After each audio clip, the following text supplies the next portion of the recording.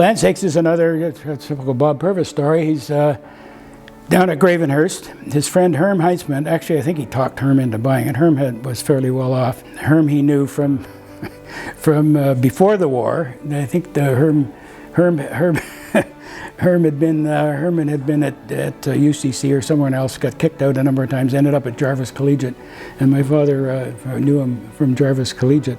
But at any rate, Herm's family had this farm up in Thornhill, and when the war started, they used to be able to get gasoline because it was rationed everywhere else, but farms could get gasoline. It had a purple dye in it, apparently, so you'd know when it was. So there was all these motorcycles around Moore Park that had purple dye on stuff. Herm was a character, and my father taught him to fly and that sort of thing. But he talked Herm into buying Gravettes, and this was before Bruce Wilson owned it. Would have been, I don't know how long Herm had it. Went to see Herm one day, and this boat came in. I guess it would have been Miss Sweeney. Traded it in on a Gravette inboard out. One of the first ones they did, that was a Flash, which were a nice little boat. I said, what's that boat doing here? He said, oh, well, we just took it as a trade. Well, what the hell to do with it? I said, well, what did you give her for it? Well, we gave her $1,500 for it. And says, will you sell it? Oh, yeah, great. So he phones my mother, and Betty, get down here with a check. Going to buy the boat for $1,500. Well, of course, I don't think there was $1,500 in any kind of bank account they had. So he calls Bob Quigley, his friend that Ian knows was neighbor, and very well. And he was a customer of my father's as well. Bob, you need a boat. You've got an extra slip, but hasn't been filled. It's been sitting there empty for 2 years now. You need a boat. I found a great boat for us.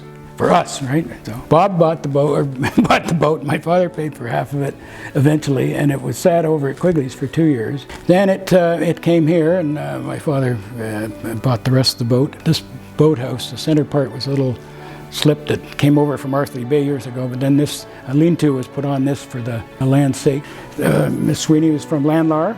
That family the boat was built for them by the Bornemans. It was used very regularly as almost a utility boat, in that it went shopping, it went and picked up people. It was a good boat. When we got it, it had a Kermath in it, which Ed tells me was put in the 40s.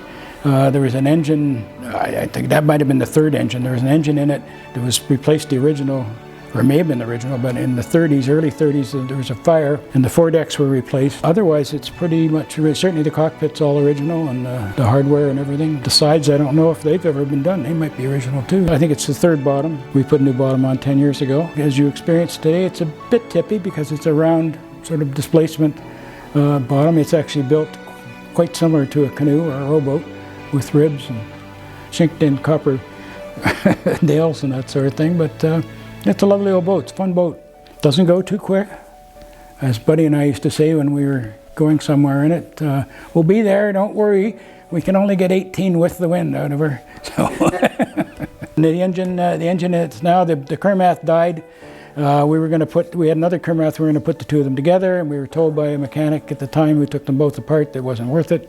And we ended up buying this Buchanan through Dukes, who actually found it for us, and it turned out, as we know, as I think I related a story about the Wanda, when the Conservancy was helping raise funds for the Wanda, we had John Eaton here, and he came over with Tim Chisholm, because he was staying at Tim's place.